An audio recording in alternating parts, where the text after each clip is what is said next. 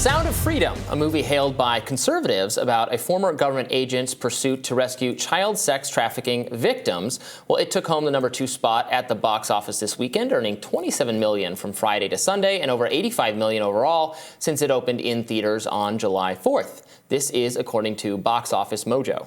The film is based on the true story of Tim Ballard, a former Department of Homeland Security agent who tries to save children who have been sex trafficked.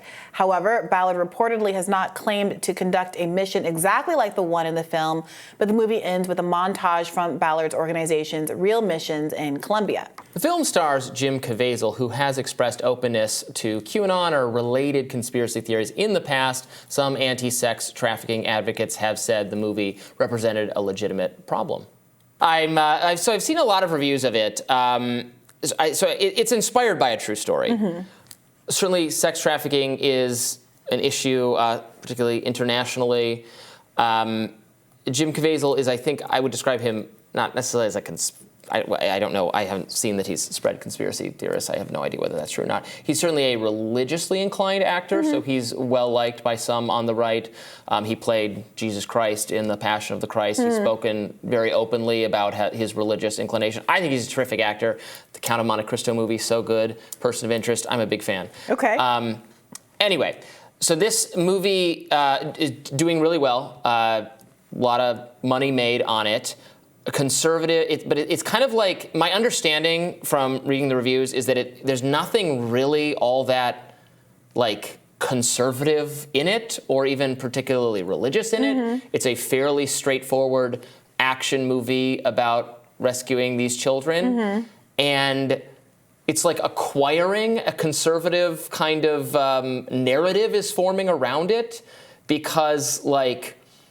And conservatives are saying that's because the mainstream wants to associate the pursuit of sex traffickers with QAnon because QAnon is obsessed with sex trafficking.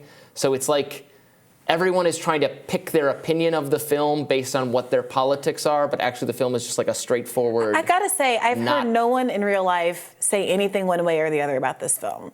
This is a lot of. So that Tim Ballard person was on Tim Pool's show the other day. So I mean, the fact that Tim Pool invited him to be on shows that obviously there's this substantial conservative interest in it. I think that's fine. I mean, if conservatives feel a particular affinity for this film, if there is a more conservative audience for this film, that seems like a perfectly fine thing. But it does feel a little like there's an attempt to create some outrage, like liberals hate this and Republicans love it. I've never heard of this film, and I've never heard a person in my life, liberal, conservative, otherwise, mention this film. I'm surprised by how popular it is, given how little I've heard about it in terms of advertising or seeing a trailer or anything like that. But I don't know why I'd be upset about it. It's like the very online right people are saying, oh, you don't want to see this movie? What's up with that, groomer? And the very online liberal people are saying, oh, you went and saw that? QAnon? Do you know what I mean? Like, if you say but people are probably just seeing the movie because it's an action movie. And I mean, I'm reflecting on some very popular, noteworthy from an awards perspective, just films about sex abuse and things like that. I mean, there was the Mark Ruffalo Catholic Church movie that did very well a number of years ago, Spotlight. I mean, was that politicized? I mean, I guess it was because of the implications about the church, but it seems like many people, because most people are good and don't like sex trafficking or child abuse, are going to be interested in stories about folks who heroically try to prevent those things from happening.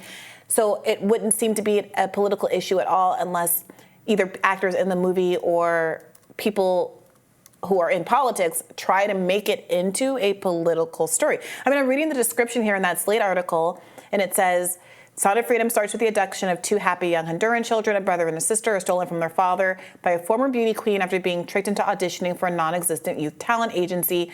They are placed in a van with other children and shipped off as freight to Colombia. They're flown to Tijuana, where a leering American man is paid to transport him across the border. And this is where the sibling story intersects with Ballard's, who works in the movie at the Department of Homeland Security and pursues sex traffickers. I mean, That's not necessarily my kind of movie in terms of it being like a action film, it sounds like, sort of.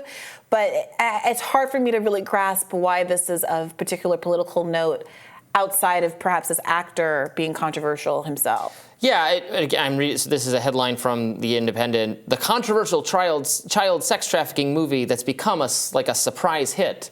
Like, is it a surprise that it would be? It's a straightforward action movie. Have you seen a trailer for it? Yeah, I've seen it. Where have you seen a trailer for it? You can watch the trailer for it. No, but like in your life, is it like popping up in your feed? Because, let's compare it to Barbie Oppenheimer. Yeah.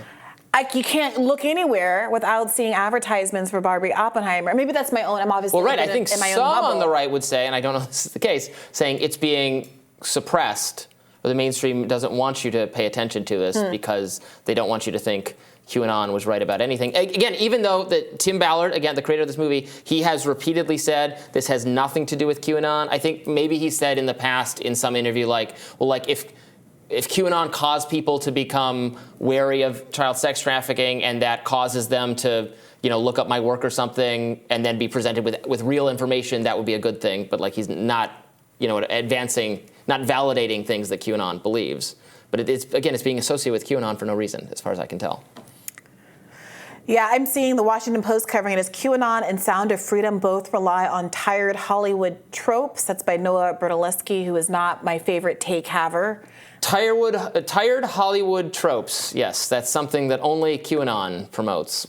What? Many critics have linked Sound of Freedom. That's Berlatsky? Yeah. Oh. To the pro-Trump QAnon conspiracy cult. They've also been startled by its mainstream success, but the truth is that the conspiratorial right and the Hollywood default aren't that different, which is why perhaps our polity has had such difficulty rejecting QAnon, Trump, and fascism. I mean, okay. Yeah.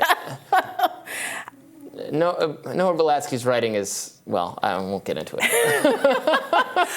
I'm looking for the substantiation of why the movie is... I've had a lot of differences with him over the years, but...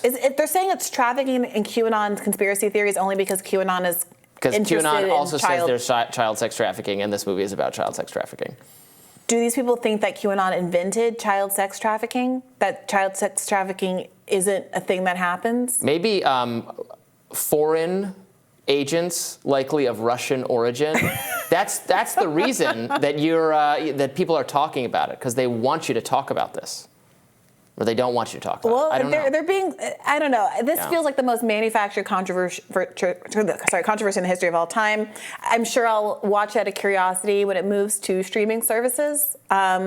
Until then, let us know what you think of the movie. And let us know what your politics are as you weigh in. Are you someone who stumbled into it because it looked like a fun action film, but aren't necessarily especially right-leaning and you liked it? Did you not like it? Are you a conservative who liked it? Vice versa. I mean, do you think that politics matters at all in your enjoyment of what seems to be a pretty straightforward sort of a tale here? People can just like things or not like them and have nothing to do with politics. novel thought. Try that out sometime.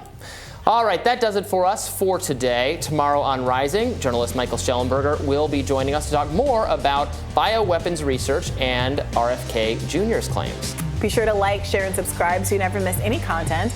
And for those of you who prefer to listen while you're on the go, we are now available anywhere you listen to podcasts. We spent special psychic times in our separate Getting Morning routines to see if my tie would match your dress. Yes. And it worked. We were successful. We'll see how well our ESP does tomorrow. Bye-bye. Bye-bye.